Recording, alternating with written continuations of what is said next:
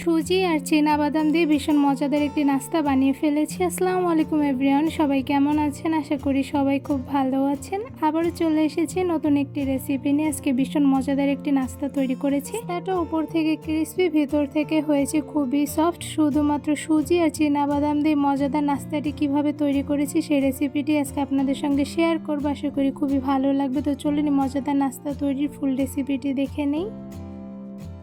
এর মধ্যে দিয়ে দিচ্ছি গরুর লিকুইড দুধ 1 কাপ পরিমাণ, সাথে দিয়ে দিচ্ছি 2 টেবিল চামচ পরিমাণ চিনি, আপনাদের স্বাদ মতন কমিয়ে বাড়িয়ে দিতে পারেন। 1.5 টেবিল চামচ পরিমাণ লবণ, আর দিয়ে দিচ্ছি 1/4 কাপ পরিমাণ বাদাম গুঁড়ো। এখানে আমি বাদামটা হালকা ভেজে খুব সুন্দরভাবে গুঁড়ো করে নিয়েছি। এবার খুব ভালোভাবে সবগুলো উপকরণ দুধের সঙ্গে নেড়ে মিশিয়ে নিব।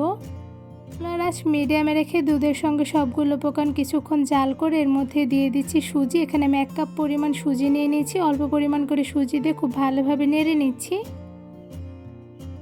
এই তো সবগুলো সুজি দিয়ে দেওয়া হয়ে গিয়েছে। এবার খুব ভালোভাবে নেড়ে কিছুক্ষণ সুজিগুলো রান্না করে নিব। সুজি রান্না হতে কিন্তু খুব একটা বেশি সময় লাগে না, বাট এই সময় কিন্তু চুলার আঁচটা একদম মিডিয়ামে রেখে সুজিগুলো ননস্টপ নাড়তে হবে, নয়তোবা কিন্তু নিচে লেগে যেতে পারে। তো এই পর্যায়ে দেখতেই পাচ্ছেন সুজিগুলো অনেকটা পরিমাণে রান্না হয়ে গিয়েছে। এই অবস্থায় আমি সুজিগুলো নামিয়ে ফেলবো। আর এখানে দেখতেই পাচ্ছেন হালকা পরিমাণে সাদা সাদা দানা রয়ে গিয়েছে। একদম পুরোপুরি কিন্তু সুজিগুলো রান্না করিনি। এবার এই সবগুলো সুজি একটি পাত্রে বেড়ে নিব। সবগুলো সুজি একটি পাত্রে বেড়ে নিয়েছি। সুজিগুলো হালকা গরম থাকা অবস্থায় খুব ভালোভাবে মুথে নিতে হবে, নয়তোবা ঠান্ডা হলে শক্ত হয়ে যেতে পারে। এই পর্যায়ে সুজির মধ্যে দিয়ে দিচ্ছি 1/2 চা চামচ পরিমাণ ঘি।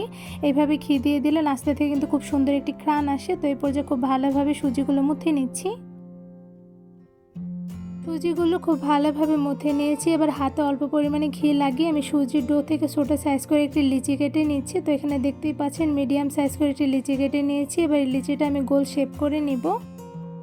লিচিটা গোল শেপ করে নিয়েছি। এবার হাতের সাহায্যে একটু হালকা পরিমাণে চ্যাপটা করে নিয়েছি, আর সাইড থেকে খুব সুন্দরভাবে আঙুলের সাহায্যে গোল করে নিচ্ছি। তো এখানে আমি কিভাবে করে নিচ্ছি সেটা কিন্তু আপনারা দেখে বুঝতে পারছেন। এবার নাস্তাটা ডিজাইন করে নেব। তো এখানে দেখতেই পাচ্ছেন একটি চামচ নিয়ে নিচ্ছি। চামচের নিচের সাইড থেকে আমি সুজির উপরে খুব সুন্দরভাবে ডিজাইন করে নিচ্ছি। তো অ্যাকচুয়ালি আমি কিভাবে ডিজাইনটা করে নিচ্ছি সেটা কিন্তু আপনারা দেখে বুঝতে পারছেন। এই তো খুব সহজেই কিন্তু আমার একটি নাস্তা তৈরি করা হয়ে গিয়েছে। দেখতে পাচ্ছেন মাশাআল্লাহ, দেখতে খুবই সুন্দর হয়েছে। সুজির আরও একটি নাস্তা তৈরি করে নিয়েছি। সুজির ডো থেকে ছোটো সাইজ করে একটি লিচি কেটে গোল শেপ করে নিয়েছি, আর হাতের সাহায্যে কিন্তু ছোটো সাইজ করে একটু চ্যাপটা করে নিয়েছি। আর মাঝ বরাবর একটু চাপ দিয়ে দেখতেই পাচ্ছেন খুব সুন্দর একটি ডিজাইন করে ফেলেছি। সেমভাবে নাস্তাটি হাতের সাহায্যে পুরোপুরি গোল করে নিয়েছি। এবার চামচের নিচের সাইড থেকে নাস্তার উপরে ডিজাইন করে নিচ্ছি। এই তো আরও একটি নাস্তা তৈরি করে ফেলেছি। এই নাস্তার ডিজাইনটা তৈরি করা কিন্তু খুবই সহজ, আর দেখতে কিন্তু মাশাআল্লাহ খুবই সুন্দর হয়। সবগুলো সুজির ডো থেকে অনেকগুলো নাস্তা তৈরি করে ফেলেছি, আর মাশাআল্লাহ নাস্তাগুলো দেখতে কিন্তু খুবই সুন্দর হয়েছে। এবার এই সবগুলো নাস্তা আমি তেলে ভেজে নিব। নাস্তাগুলো ভাজার জন্য একটি কড়াইয়ের মধ্যে দিয়ে দিচ্ছি পরিমাণ অনুযায়ী রান্নার সয়াবিন তেল। মিডিয়াম আঁচে তেলগুলো গরম করে এর মধ্যে একটা একটা করে সবগুলো বানিয়ে রাখা সুজির নাস্তাগুলো দিয়ে দিচ্ছি। গরম তেলের মধ্যে একটা একটা করে সবগুলো সুজির বানিয়ে রাখা নাস্তাগুলো দিয়ে দিয়েছি। এবার মিডিয়াম আঁচে নাস্তাগুলো খুব সুন্দর কালার করে ভেজে নিব। সুজির নাস্তাগুলো ভেজে নেওয়ার সময় চুলার আঁচটা একদম হাইতে রেখে ভেজে নিতে হবে। এতে করে সুজির নাস্তাটা কিন্তু খুব সুন্দরভাবে শক্ত হয়ে আসবে। এতে করে কিন্তু সুজির নাস্তাগুলো একদমই ভাঙবে না। তো এই পর্যায়ে সুজির নাস্তাগুলো আমি একটা একটা করে উল্টে দিচ্ছি। সবগুলো নাস্তা উল্টে দেওয়া হয়ে গিয়েছে। এবার মিডিয়াম আঁচে আরও কিছুক্ষণ সুজির নাস্তাগুলো কালার করে ভেজে নিব। চুলার আঁচ মিডিয়ামে রেখে কিছুক্ষণ নাস্তাগুলো ভেজে নেওয়ার পর দেখতেই পাচ্ছেন নাস্তাগুলো কিন্তু অনেকটা পরিমাণে ভাজা হয়ে গিয়েছে। তো এই পর্যায়ে সবগুলো নাস্তা সেমভাবে আবার উল্টে দিচ্ছি। সবগুলো নাস্তা উল্টে দেওয়া হয়ে গিয়েছে। এবার নাস্তাগুলো গোল্ডেন ব্রাউন কালার করে ভেজে নিব। অল্প কিছুক্ষণ সময় নিয়ে নাস্তাগুলো ভেজে নেওয়ার পর দেখতেই পাচ্ছেন গোল্ডেন ব্রাউন কালার চলে এসেছে। এই পর্যায়ে একটি ছাঁকনির সাহায্যে ছেঁকে সবগুলো নাস্তা একটি ঝুড়িতে তুলে নিচ্ছি।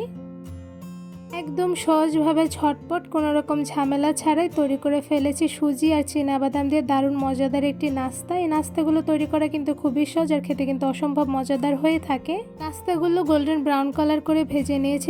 দেখতেই পাচ্ছেন মাশাআল্লাহ নাস্তাগুলো দেখতে কিন্তু খুবই লোভনীয় হয়েছে। আমি নাস্তাটা একটু ভেঙে দেখাচ্ছি। নাস্তার উপর থেকে হয়েছে খুবই ক্রিস্পি, আর ভেতর থেকে হয়েছে ভীষণ সফট। দেখতেই পাচ্ছেন মাশাআল্লাহ কতটা পরিমাণে সফট হয়েছে। এই নাস্তাগুলো কিন্তু খুব সহজে ঝটপট তৈরি করে ফেলা যায়, বেশি উপকরণ উপকরণ একদমই লাগে না। নাস্তাগুলো একবার বানিয়ে 2 থেকে 3 দিন পর্যন্ত কিন্তু রেখেই খেতে পারবেন। নাস্তাগুলো খেতে কিন্তু ভীষণ পরিমাণে মজাদার হয়, ছোট থেকে বড় সবারই কিন্তু নাস্তাগুলো খুবই পছন্দের হবে। সুজি আর চীনাবাদাম দিয়ে মজাদার নাস্তা তৈরি রেসিপিটি আপনাদের কাছে কেমন লেগেছে তা অবশ্যই কমেন্ট করে জানাবেন। মজাদার নাস্তা তৈরি রেসিপিটি ভালো লেগে থাকলে আমার চ্যানেলটি সাবস্ক্রাইব করে ভিডিওতে বেশি বেশি লাইক কমেন্ট শেয়ার করে আমার পাশেই থাকবেন। আজকে এখানে বিদায় নিচ্ছি, দেখো অন্য কোনো ভিডিওর মাধ্যমে। সবাই সুস্থ থাকবেন, ভালো থাকবেন, আল্লাহ হাফেজ।